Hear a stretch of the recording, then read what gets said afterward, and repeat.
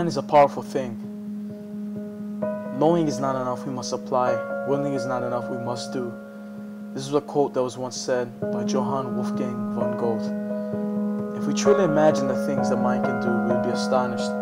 The power of the mind has helped people through the time with the most unbelievable of tasks, whether striving to finish one last rep on the bench press or putting the last screw on the Golden Gate Bridge. One's mindset is crucial.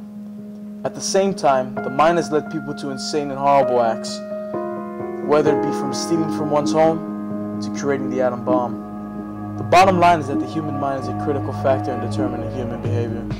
When applied to athletic performance, it can be running the last 10 yards to the end zone to win the Super Bowl or shooting a game-winning shot in the NBA Finals.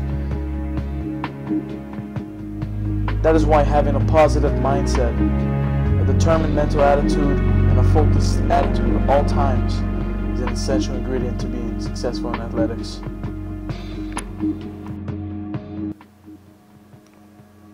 I met with many people I felt are leaders and figureheads in Maui society. I met up with Joseph Balangitao, a former athletic director at Baldwin High School and Lahaina Luna High School. He also became the head coach at Baldwin and led them to back-to-back MIL championships. He is currently the executive MIL director, overseeing all of Maui County's athletics. My first job, I worked at the alternative school back in 1977. I worked for Baldwin, but we also had Maui High School students also. So we had half Baldwin, half Maui High School students, and you know what they were at-risk kids, and yeah, so that's how I got my feet wet in coaching, or not coaching but teaching, and I also coached JV football that year.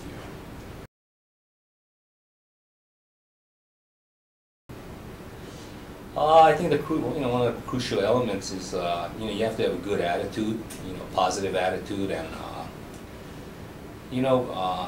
in sports everybody may not have the greatest talent, but one thing everybody can do. I can't remember who, but I heard it at a clinic, or a coach told me that one thing everybody can do is everybody can hustle, hustle and work hard. I think that's one of the greatest attributes somebody can have. Have a positive attitude and work hard. You may not have the best talent, but if you work hard, you get to where you want to go eventually. Because there's a lot of people with a lot of talent, but they don't work hard, and they think their talent is going to carry them to whatever they want to do, and to some extent it might. But you have this other kid, that might not be the most talented kid, but he's going to outwork you in the weight room. He's going to outwork you, doing his running. He's going to outwork you in the classroom. He's going to, and he may not, necessarily be the smartest kid, but he's just going to work hard to get where he wants to get.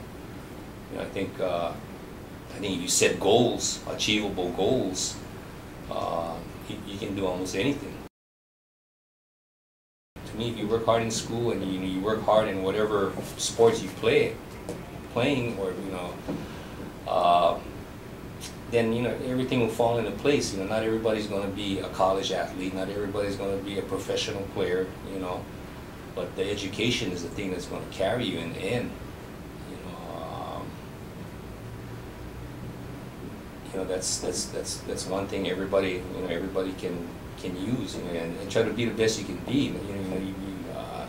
Not everybody's going to go to college. If you're mechanically inclined, you want to be a mechanic. Be the best mechanic you can be. Just basically work hard, and good things will happen. I think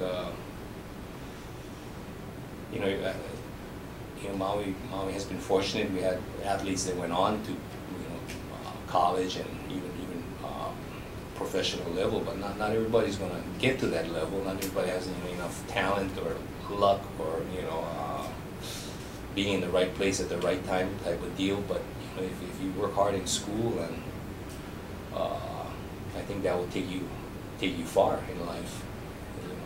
And treat people like how you would want to be treated. I think that will help you go a long ways. The next person I chose to interview was the Honorable Judge Richard Bissen, the Second Circuit Court Judge on Maui. He has much experience as a lawyer, student, and leader in our community that everyone could look up to. I grew up in a military family. Both my parents actually were military, but when I was born, my mom was already out of the service. So my father was a career military person, so I was raised in Alaska initially. Lived there about 5 years, and then in California. So we were in Fort Wainwright, and then later in Fort Ord in California. And then we moved back to Hawaii when I was 7. And most of my childhood was growing up around my mom and my dad's, my extended family, large family. And so a lot of it was just growing up, working in my grandfather's businesses that he had, which was raising pigs and having luau's, catering luau's, and then spending time with my father's family. So most of my childhood was centered around family, all kinds of family events. I had a very good childhood. Passion. I think that's true for any field. You can be good at something but not like it, and it'll probably be hard. You can be not so good at something but really like it. But I think the best of both worlds is when you're actually good at something that you really enjoy doing. And I don't know what comes first, if you're good at it and then you get to like it, or if you like it first and then you get better at it. But for me, without question, passion is the #1 thing you have to have for any field you go into, because that's going to make you work weekends, stay up late, stay long at work. It's that drive that you have to want to do it. It's not going to be the salary, it's not going to be any whatever fame or fortune that people think they get. It's just that constant, there's something inside of you that wants to do it and continues to do it. And then you'll make the sacrifices and you'll put up with some of the setbacks. And that's a hard thing to describe, what passion is, but you know it when you see it. It's just something that you'll do despite all the setbacks. It's probably the most important. Positive thinking, for me, when I hear that word, another way to describe it is confidence. You have confidence in what you're doing. And I feel like that's something my parents instilled in me. I think the first thing they instilled in me was discipline, and the second thing was confidence. And when I say that is, they told me I could do whatever I wanted to do. They made me believe that. They made me believe that if I really wanted something, I could do it. And that not because of where I was from or what family I grew up in, would I have a disadvantage. They made me feel like I was on par with anyone else. And I think that's a form of positive thinking. Like I said, I use another word for that, but I think it means the same thing. And I think it goes hand in hand with what I said earlier about passion. But yeah, obviously, if you think you can do something, you're a lot more likely to do it than if you feel like you're going to fail. And I think a prime example of a lot of this, which is real topical right now, is the Olympians that are competing right now. Yeah. If you look at some of the stories of these people, the recurring theme is they sacrifice, they work hard, they focus, but most of all, they believe they can do it. And this is not a new story. This has been going on for ages. And I'll bet that if you talk to a bunch of people who feel like they've been successful at something, it'll have started with their belief that they could do it and that they were going to do it, that nothing was going to stop them from doing it. So to me, it's very critical. I think it was a big help for me to be where I'm at, which is a judge.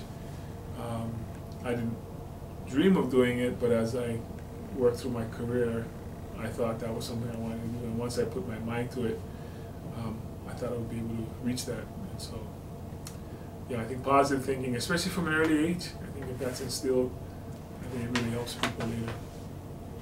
It's not something you just get overnight.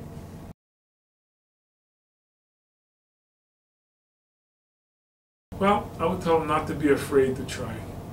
A lot of people don't want to try things because they think they're going to fail.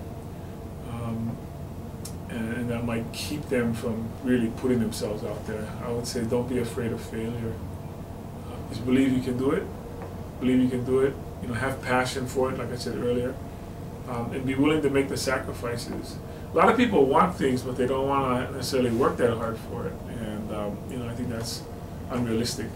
You know, if you want something really badly, you have to work for it. And everybody who's ever gotten something will tell you the same thing. There are very few people who just got something handed to them. And anything worth having is worth working for. So clearly,